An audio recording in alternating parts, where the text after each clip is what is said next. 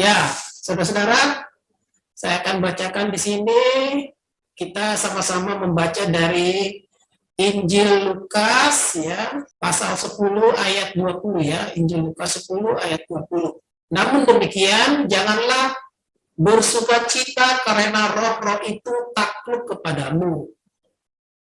Tetapi bersukacitalah karena namamu ada terdaftar di surga. Kita dapat bersukacita karena namamu terdaftar di surga. Nah, ini kenapa? Kok nama kita bisa terdaftar di surga? Apa yang sudah dilakukan sebenarnya sehingga nama kita bisa terdaftar di surga? Nah, saudara-saudara, sebenarnya apa sih sukacita yang kita rasakan di dalam mengikut dan melayani Kristus? Nah, disinilah Injil Lukas menguraikan beberapa hal ya. Namun sebelum saya menguraikan tentang beberapa hal ini dari Injil Lukas, di sini saudara-saudara, kalau kita membaca dari awal ya, apa yang dikatakan oleh Yesus tentang ini tadi, bahwa sebenarnya Yesus itu mengutus 70 orang muridnya untuk memberitakan kabar baik. Mereka pergi memberitakan kabar baik berpasang-pasangan. Jadi ada 2 orang. Kalau berpasangan seperti itu ada 70, berarti ada 35 pasangan yang pergi memberitakan Injil. Di dalam memberitakan Injil itu banyak kendala yang dihadapi oleh para murid tersebut. Namun Yesus memberikan nasihat kalau memang ada kendala, kebaskan saja, ya. Kalau kamu tidak diterima di tempat itu, kamu keluar dari rumah itu, lalu kamu bersihkan kotoran di kasut kakimu, kebaskan. Namun kalau sebaliknya, kamu diterima oleh orang yang bersangkutan, lalu mengajakmu masuk ke dalam rumahnya, lalu menawarkan makan, ya makanan yang disajikan ya makanlah gitu ya. Jadi memang kalau kebiasaan orang-orang Yahudi ketika itu, kalau ada tamu asing gitu ya, yang belum dia kenal, dan dia bermurah hati, biasanya orang itu akan menjamu tamu asing itu dengan mengundang makan bersama. Ya, tradisi ini sebenarnya ada juga di tradisi kita, kebudayaan kita orang-orang Indonesia ya, di beberapa suku yang memiliki tradisi seperti itu, mengundang makan. Kalau memang orang itu adalah orang asing, jadi bukan hanya orang yang dia kenal, tapi orang yang asing pun yang dia tidak kenal, lalu datang berkunjung ke rumahnya tentu dengan itikat baik ya dilayani dengan baik oleh si pemilik rumah tersebut. Jadi saudara-saudara, dalam melayani Kristus itu, orang mungkin berpikir bahwa melayani Kristus itu enak ya. Jadi bayangan orang melayani Kristus itu pastinya akan mendapatkan berkat gitu ya. Mendapatkan berkat, lalu hidupnya ya diberkati Tuhan ya. Dan ya pokoknya dalam bayangan dia bahwa melayani Kristus itu tentu banyak sukacita yang dialami. Tapi di sini Kristus justru mengatakan bahwa kalau kita mengikut Kristus ya, sebenarnya kita harus terlebih dahulu, Kristus ingatkan, kita itu harus menanggung salib sendiri, gitu ya. Memikul salibmu sendiri. Jadi sebenarnya mengikut Kristus itu belum tentu enak dalam bayangan kita, belum tentu kita mendapatkan apa ya, fasilitas yang baik dan lain sebagainya, dilayani dengan baik dan sebagainya, tidak. Tapi justru mengikut Kristus itu banyak tantangan yang kita hadapi. Ya terkadang kalau kita perhatikan dari para rasul ya, mereka kalau kita lihat kehidupan para rasul itu ternyata memberitakan Injil Kristus itu banyak mengalami penderitaan, disiksa, dihina, dicambuk, di penjara, banyak sekali yang mereka alami. Tidak pernah mereka bayangkan kalau mereka harus mengalami hal-hal seperti itu. Itulah salib yang harus ditanggung oleh mereka yang sungguh-sungguh mengikut Kristus. Nah, ini jauh sekali dengan kondisi sekarang di dimanapun juga di dunia ini pada zaman ini. Orang berpikir bahwa mengikut Kristus itu akan dapat fasilitas enak. Salah, saudara-saudara. Tuhan justru mengatakan bahwa kalau kau mengikut aku, engkau harus memikul salibmu sendiri. Ya, kita diperhadapkan suatu hal yang tidak enak sebenarnya kalau dikatakan oleh Kristus seperti itu. Jadi belum tentu kita akan mengalami sesuatu yang enak lah begitu ya. Oke lah, kalau di gereja misalnya kita pelayanan di gereja, kita melayani jemaat, melayani orang lain di gereja, ya mungkin ya kita layani, ya kita merasakan ada rasa enak begitu ya. Tapi pelayanan seperti itu sebenarnya masih masih tataran yang masih belum seberapa gitu ya. Masih belum ada tantangan. Kalau kita sungguh-sungguh mau mengabarkan kabar baik, kita harus berani masuk ke tengah-tengah serigala. Siapa yang mau? Coba. Mungkin kita akan mundur. Saya maunya enaknya pelayanan di inilah, di gereja lah, ya seperti itu, pemimpin pujian, lalu membantu jemaat gitu ya. Saudara-saudara, sebenarnya Kristus akan melihat orang-orang yang sungguh-sungguh melayani tanpa memandang lahan pelayanan itu. Orang-orang seperti itulah yang benar-benar disertai oleh Kristus. Jadi bukan berarti kalau kita melayani Kristus itu kita mau yang enaknya aja. Nggak ada itu. Kristus nggak pernah menjanjikan yang enak loh. Melayani Kristus itu nggak ada janji Kristus untuk kita mendapatkan di dunia ini hal-hal yang enak. Nggak ada itu. Walaupun sebenarnya nanti setelah kita naik diangkat oleh Tuhan, datang Kristus yang kedua kali kita diangkat, baru dari situ kita nanti akan dikatakan, "Hai kamu, anakku, kamu cocoknya di kumpulan domba di sini ya, karena kamu sudah memperhatikan saudaraku yang paling hina ini, saudaraku yang paling menderita.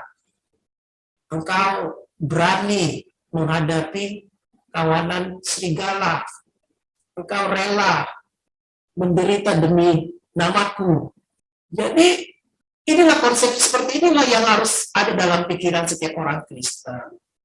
Setiap orang yang mengaku mengikut Kristus.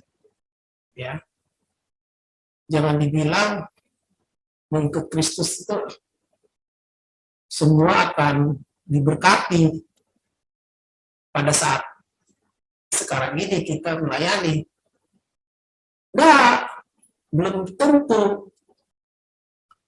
Justru Tuhan mengutus kita ke tengah-tengah dunia ini, dunia yang penuh dengan gejolak, kita disitulah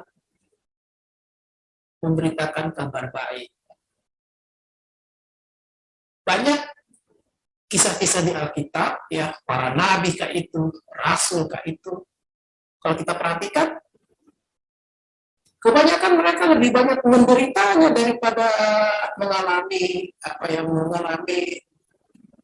ya sesuatu yang mengenakan. Ya. Jadi saudara-saudara, Injil Lukas memaparkan ada beberapa hal sebenarnya dari bacaan kita tadi. Di sini saya akan membagikan ada 4 hal yang saya catat ya. Pertama, bahwa kita bersuka cita karena dipilih dan diutus oleh Kristus. Kita melayani Kristus itu bukan karena semata-mata kemauan kita aja, tidak, atau kita maunya gitu ya. Tapi sebenarnya sesungguhnya kita lah yang dipilih oleh Kristus. Dan yang harus digarisbawahi, kita diutus olehnya untuk melayani. Ya, diutus. Itu yang terpenting. Kalau cuma misalnya sekadar melayani ya yang enak-enak aja, ya mungkin sebatas dipilih lah itu ya. Tapi belum sampai diutus dia.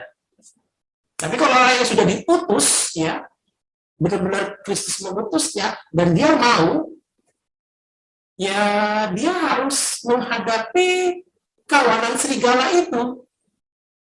Berat memang. Dia harus memikul salibnya sendiri, gitu ya. Berani enggak kita melayani orang-orang yang terpencil di daerah-daerah yang kumuh dan lain sebagainya. Dari situ kan kita nggak dapat apa-apa, coba. Kita tidak merasakan yang enak-enak di situ kita melayani. Nah, itulah kita diutus. Bila Tuhan memilih dan mengutus kita tidak perlu bertanya mau diutus kemana, atau kita mau bawa apa, atau kita pergi dengan siapa, dan seterusnya.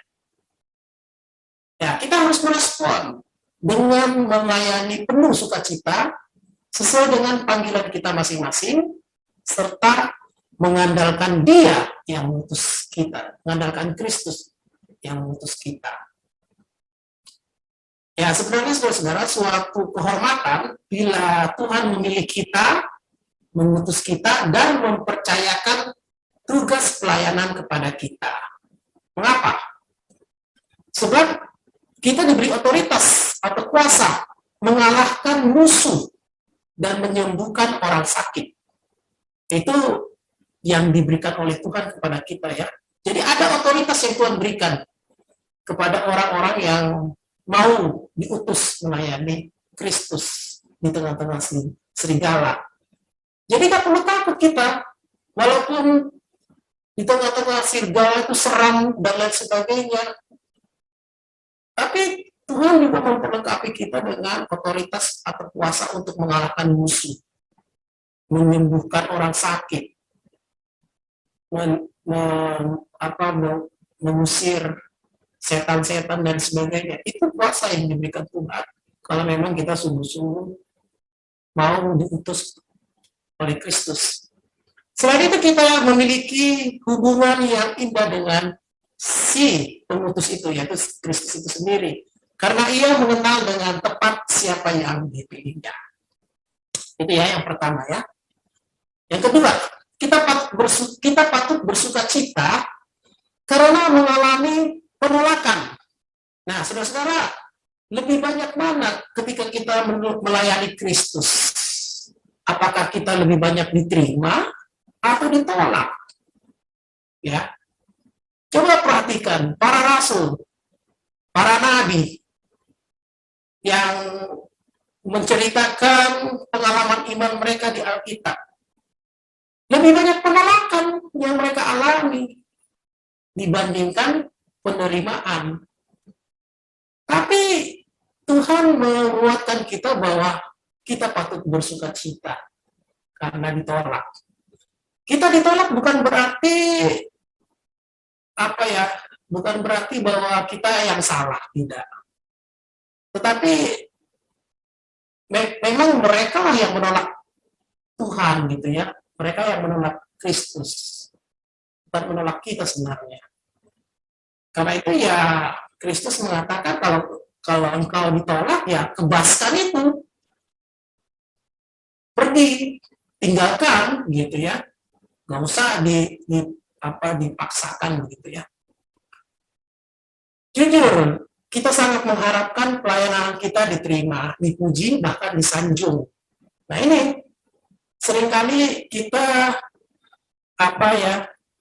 melayani itu merasa bahwa supaya orang menerima pelayanan kita. Bahkan kita sendiri ingin dipuji atau disanjung. Namun bagaimana kalau pelayanan kita mengalami penolakan padahal kita sudah berbuat banyak, bahkan mengorbankan semua yang terbaik dalam kehidupan kita? Masihkah kita bersuka cita dan tetap melayani walaupun ditolak? Nah, saudara-saudara, orang yang sungguh-sungguh melayani itu adalah orang yang benar-benar mau berkorban untuk Kristus, ya.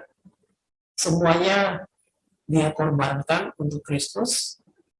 Semua apa yang dia miliki yang terbaik dia berikan untuk Kristus. Coba perhatikan Rasul Paulus. Rasul Paulus itu rasul yang luar biasa, saudara-saudara. Dibandingkan 12 rasul yang lain ya. Rasul Paulus itu punya latar belakang hebat. Pertama, latar belakang dia ahli Taurat. Dia tahu kitab suci. Dibandingkan 12 rasul lain, lewat itu, nggak ada apa-apanya. Kedua, Rasul Paulus orang yang bisa dibilang terpandang, ya, terpandang di para imam dan juga terpandang di kalangan Romawi. Dia punya keluarga negaraan khusus yang diberikan oleh Romawi. Pernah suatu ketika Rasul Paulus di penjara, dia bilang, saya ini warga negara Romawi loh. Jangan sembarangan kalian nangkap saya gitu. Pernah dia klaim seperti itu. Tapi akhirnya Paulus buang itu semua. Ya, dia tinggalkan itu semua. Nggak ada arti apa-apanya itu semua katanya, kata Rasul Paulus, dibandingkan pengorbanan Kristus di kayu salib. Salib Kristus yang lebih berharga daripada apa yang saya miliki dalam hidup ini. Itu Rasul Paulus seperti itu ya. Kita bisa nggak punya pandangan atau pikiran seperti Rasul Paulus? Ya, mungkin kita berpikir, nanti dulu deh, kita masih timbang-timbang gitu ya. Nah, ini jadi apa? Jadi bahan renungan kita juga ya. Masihkah kita bersuka cita dan tetap melayani walaupun ditolak? Nah inilah yang membuat kita harus berpikir ulang lagi ya tentang keseriusan kita melayani. Kalau kita ditolak karena Kristus dan pemberitaan yang benar, kita patut bersuka cita seperti telah dialami oleh para rasul. Kita tidak boleh patah semangat, tetap siap sedia memberitakan firman Tuhan, baik atau tidak baiknya, atau tidak baik waktunya. Ya, jadi harus tetap siap sedia. Jadi, baik diterima atau ditolak, kita tetap memberitakan kerajaan Allah sudah dekat. Dan kita tetap bersuka cita. Yang ketiga, kita bersuka cita karena nama kita tercatat di surga. Ini mungkin bagian yang yang membuat kita bersuka cita. Ya, nama kita terdaftar di surga. Ya, dengan catatan itu tadi, kalau dua hal itu tadi, yang pertama dan yang kedua, kita memang sungguh-sungguh melayani Tuhan dan diutus Tuhan di tengah-tengah serigala, dan tidak menganggap diri kita lebih dari yang lain. Justru kita menganggap bahwa kita tidak ada arti apa-apanya di hadapan Kristus, tapi kita mau datang kepada Kristus, memberikan diri kita untuk melayani Kristus. Sukacita pelayanan tidak ditentukan seberapa besar keberhasilan kita dalam melayani Tuhan. Meskipun kita mengalami penderitaan dalam pelayanan karena nama Yesus Kristus, percayalah bahwa nama kita tercatat di surga. Ya. Jadi kalau kita misalnya dianiaya, disesah, dipenjara, penderitaan seperti itu, kita nggak perlu kecewa ya. Justru Tuhan menjanjikan bahwa nama kita tercatat di surga. Kita sudah didaftarkan. Nama kita sudah ditulis di buku kehidupan. Wah, ini ditulis namanya ya, oleh Tuhan. Demikian pula, kita yang tidak mengalami penderitaan berat dalam pelayanan, tetapi tetap setia dalam melayani Tuhan, nama kita juga tercatat di surga. Jadi saudara-saudara, walaupun sekarang ini, okelah kita melayani Tuhan itu mungkin tidak terlalu menderita, tidak pernah dipenjara ya gara-gara kita melayani Kristus, tidak pernah dilempari batu atau bagaimana lah begitu ya, tidak pernah dicambuk atau apalah begitu ya. Kalau misalnya pada saat kita melayani pada saat sekarang ini, tapi kita tetap setia melayani Tuhan, itu tetap nama kita tetap tercatat di surga ya. Nah, saudara-saudara, namun demikian, kita tetap mengingat bahwa kita diselamatkan dan nama kita tercatat di surga karena kasih karunia-Nya. Jadi saudara-saudara, bukan semata-mata karena kita pelayanannya luar biasa, hebat, dan lain sebagainya. Tidak. Kita justru, nama kita dicatat oleh Kristus, dan kita diselamatkan, itu karena kasih karunia dari Tuhan. Ya, jadi, kita bersyukurlah kalau kita dipilih dan diutus. Itu karena kasih karunia Tuhan loh. Banyak orang-orang lain belum tentu mendapatkan kasih karunia seperti itu. Tapi tugas kita lah menyampaikan kepada orang-orang yang belum mendapatkan kasih karunia seperti itu, supaya mereka juga mendapatkan kasih karunia itu dari Tuhan karena pelayanan kita. Ya. Sehingga mereka juga diselamatkan. Jadi kalau kita memberitakan Kristus, bahwa Kristus adalah Tuhan dan Juru Selamat, orang itu lalu kita doakan, kita serahkan kepada Roh Kudus, supaya orang itu juga mendapatkan keselamatan dari Kristus. Nah, ketika orang itu menerima Kristus, orang itu sudah mendapatkan kasih karunia. Karena siapa? Karena kita lah yang menjadi saluran ya, menjadi tangannya Tuhan untuk menyampaikan kasih karunia itu kepada orang tersebut. Itulah tugas yang Tuhan berikan kepada kita bagi mereka yang belum mengenal Kristus. Dan kita patut melayani Dia dengan sukacita sebagai rasa syukur kita akan penebusan yang telah dilakukan Kristus. Nah, kita juga harus patut Bersyukur itu atas penebusan Kristus.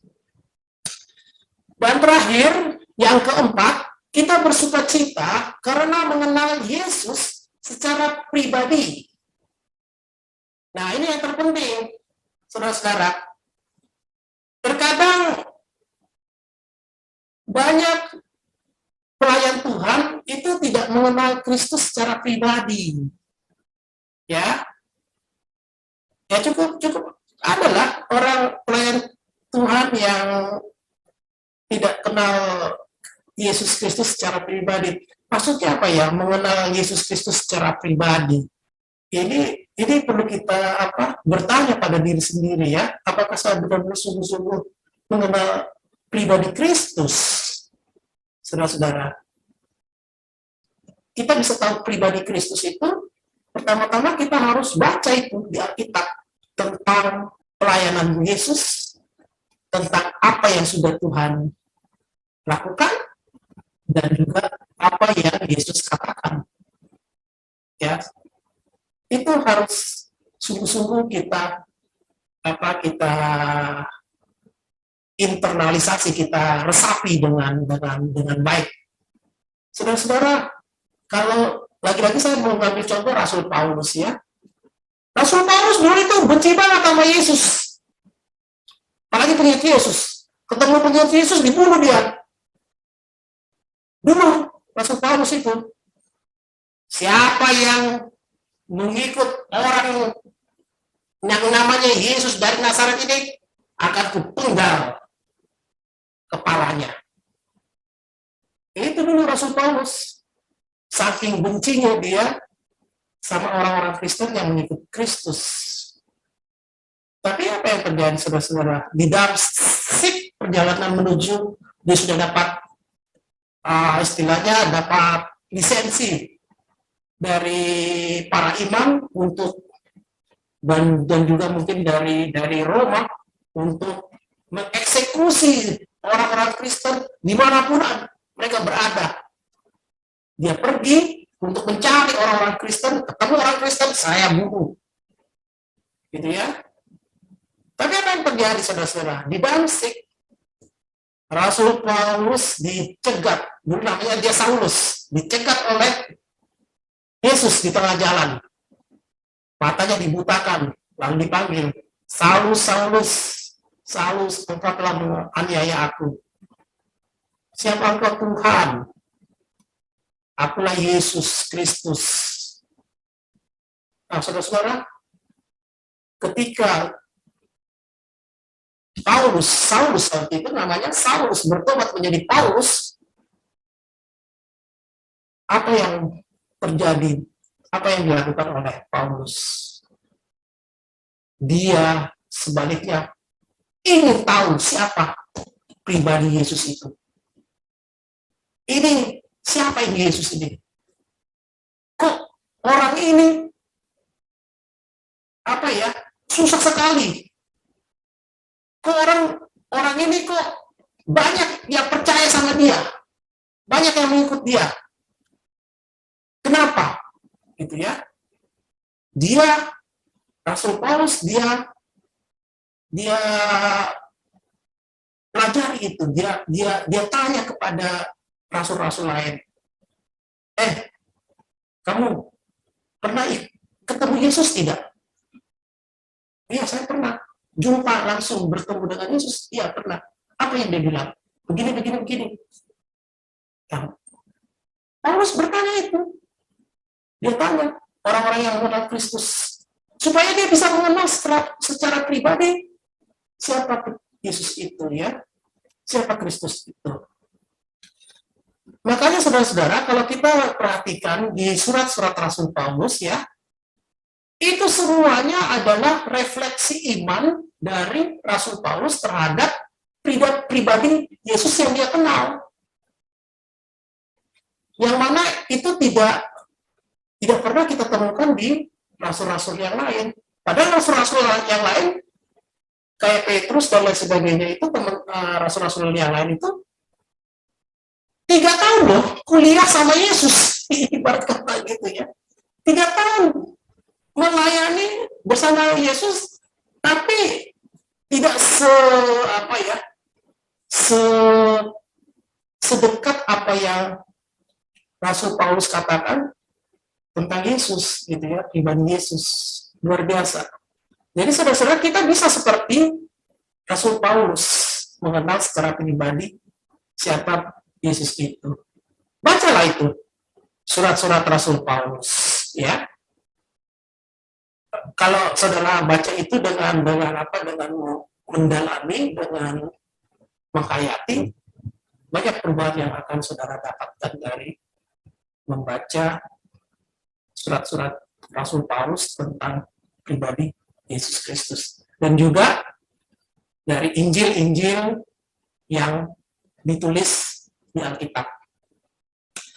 Bagaimana dengan pengenalan kita kepada Yesus saat ini? Kita mengenalnya secara pribadi sebagai Allah yang berinkarnasi menjadi manusia, Yesus yang mati, bangkit, naik ke surga, dan akan kembali menjemput kita sebagai mempelai perempuannya. Sesungguhnya kita patut bersyukur karena dipilih dan diutus olehnya, oleh Kristus maksudnya. Manfaatkan kesempatan tersebut untuk melayani Kristus walaupun ada risiko penolakan. Jangan kecewa, apalagi mundur. Tetapi tetaplah bersemangat memberitakan Injil keselamatan dan bersukacitalah sebab nama kita tercatat di surga dan kita makin mengenalnya secara pribadi. Amin. Demikianlah firman Tuhan yang kita baca. Kiranya firman ini memberkati saudara-saudara semua yang mendengarkan firman Tuhan. Tuhan memberkati. Amin.